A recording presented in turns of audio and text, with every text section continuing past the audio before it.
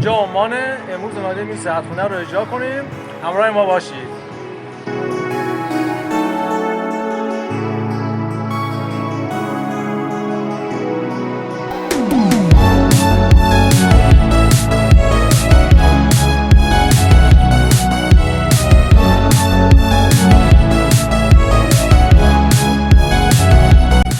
همینطور که ملاحظه میکنید ساندویچ پنیرها رو اجرا کردیم و الان داریم مراحل عایق بندی رو کامل میکنیم.